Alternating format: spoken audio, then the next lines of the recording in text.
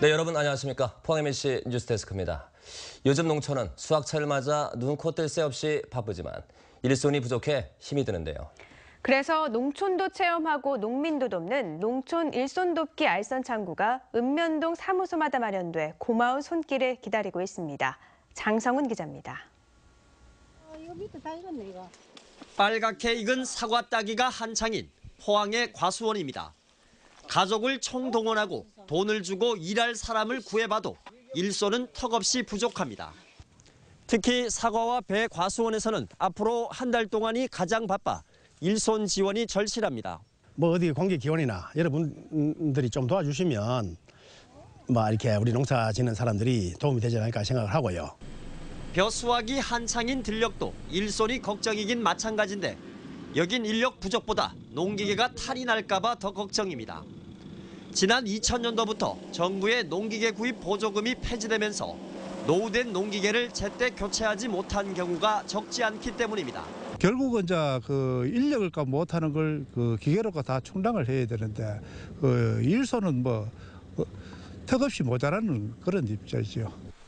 이에 따라 포항시는 다음 주부터 4주 동안 공무원과 군장병, 자원봉사자 등 12,000여 명을 모아 농촌 일손 돕기에 나서기로 하고 읍면동 사무소에 알선 창구를 마련해 시민들의 참여를 기다리고 있습니다. 시민 여러분들이 많이 동참하셔서 농촌 체험도 하시고 농민들 현장 일손도 도와주는 포항시는 기계화율이 낮은 과수와 비닐하우스 작업에 많은 인력을 지원하기로 하고 공공기관 단체와 기업체 등에도 협조 공문을 보내 농촌 일손 돕기를 범시민운동으로 확대해 나가기로 했습니다. MBC 뉴스 장성훈입니다. 일본 최대 해운회 회사인 NIK의 NIK 크루즈가 내년 9월 포항 영일만항에 들릅니다. 일본 주요 도시를 운항하는 NIK 크루즈는 가나자와를 거쳐 내년 9월 영일만항에 들렀다가 일본 사카이 미나토로 출항할 예정입니다. 포항시장은 NIK 크루즈 요코하마 본사를 방문해 한 번만 들을 것이 아니라 정기적으로 운항해 줄 것을 요청했습니다. 내년에 영일만항에 기항 예정인 아수카2는 총톤수 5만여 톤에 길이 241m로 여객 870여 명, 승무원 470명 등 승선 인원이 1,342명입니다. 폭염 등에 따른 해수온 상승으로 국민 생선인 갈치와 고등어의 어획량이 급감한 것으로 나타났습니다.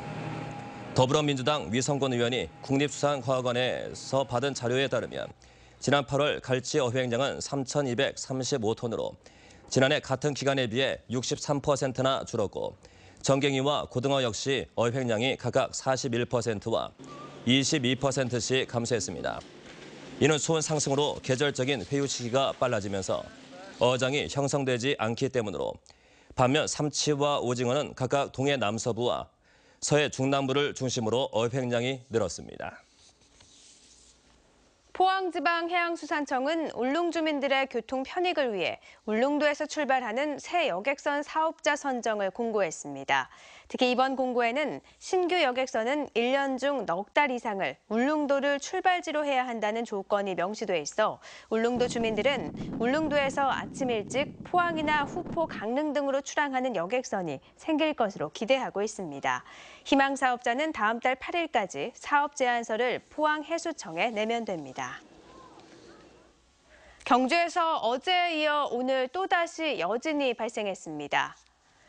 기상청은 오늘 오후 12시 47분 경주시 남남서쪽 11km 지역에서 규모 2.6의 여진이 발생했고 약한 진동을 느낀 인근 주민들의 신고가 접수됐다고 밝혔습니다. 경주에서는 지난달 12일 규모 5.8 지진 발생 이후 지금까지 모두 492차례의 여진이 발생했습니다.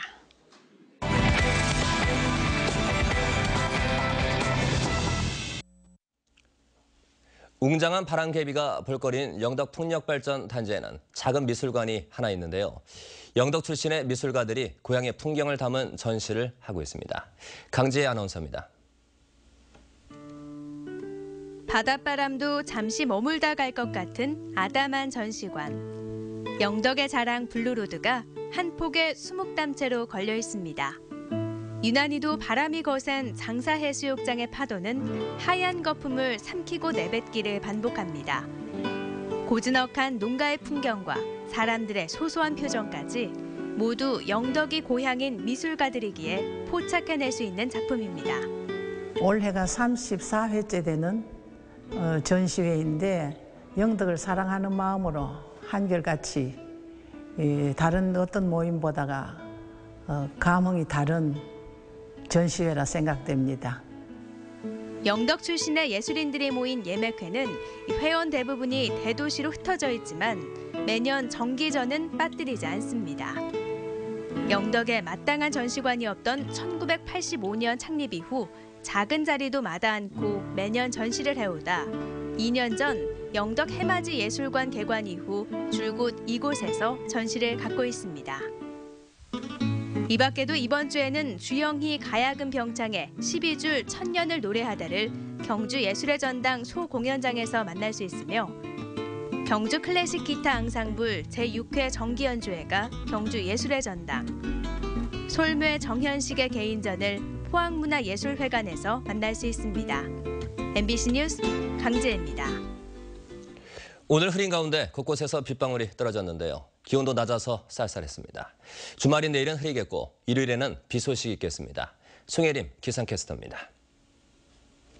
네, 오늘 하늘도 흐리고 기온도 낮았습니다. 낮 동안에도 꽤 쌀쌀한 날씨가 이어졌는데요. 곳곳에서는 산발적으로 빗방울도 떨어졌습니다. 주말 나들이 계획하고 계신다면 이번 주에는 실내 위주로 장소를 잡으시는 게 좋을 것 같습니다. 토요일인 내일도 하늘은 계속해서 흐릴 전망이고요. 기온은 오늘보다는 오르겠지만 포항과 경주 21도로 제법 선선하겠습니다. 일요일에는 비 예보도 나와 있습니다. 새벽부터 오후까지 비가 내리겠고요. 낮 기온은 다시 낮아지면서 오늘보다도 더 쌀쌀할 전망입니다. 자세한 내일 날씨 알아보겠습니다.